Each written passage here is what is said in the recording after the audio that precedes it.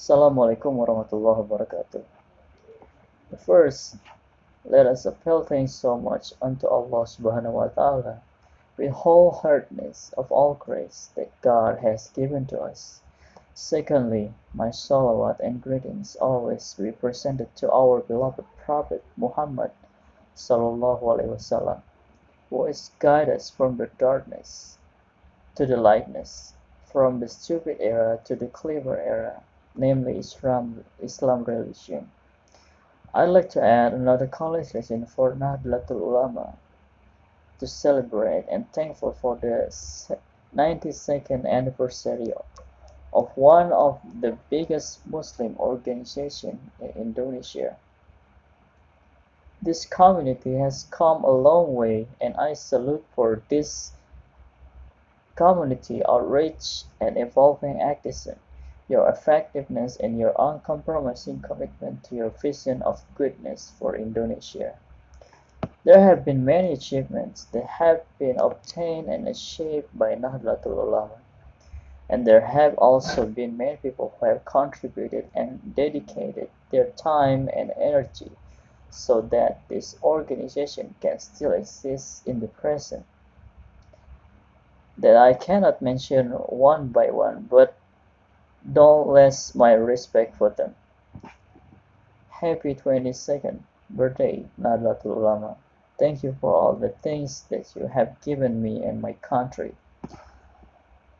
How sinful I am, because I only got to know Nahdlatul Ulama recently.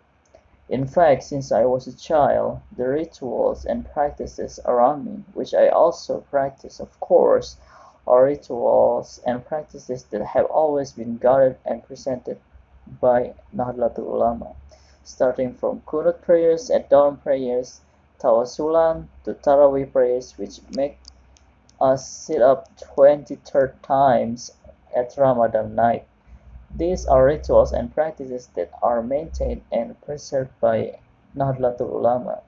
I can imagine if Nahdlatul Ulama didn't exist, what will happen to all these rituals and practices? Apart from that, I also cannot imagine what will happen if Nahdlatul Ulama is not present and protects the integrity of this Nusantara earth. Nahdlatul Ulama has done so many things to protect this nation.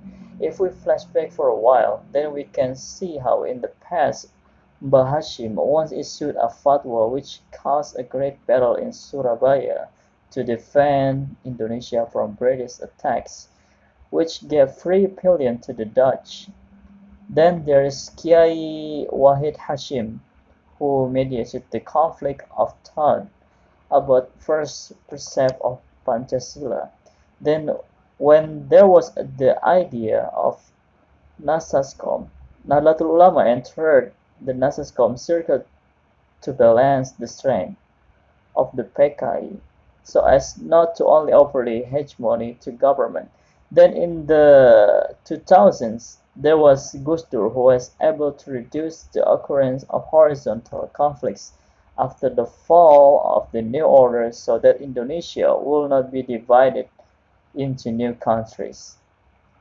And there are many more Nahdlatul Ulama service to this country that cannot be mentioned, all of them. Until now, Nahdlatul Ulama has remained at the forefront in defending the interests of the nation and state amid the changes and challenges of an increasingly complex era. I hope that the strategic role of Nahdlatul Ulama Kiai and Santri in building Indonesia's future can continue. And once again, happy birthday to Nahdlatul Ulama. Hopefully it can become an organization that is able to unite all Muslims in Indonesia. Thank you. Wassalamualaikum warahmatullahi wabarakatuh.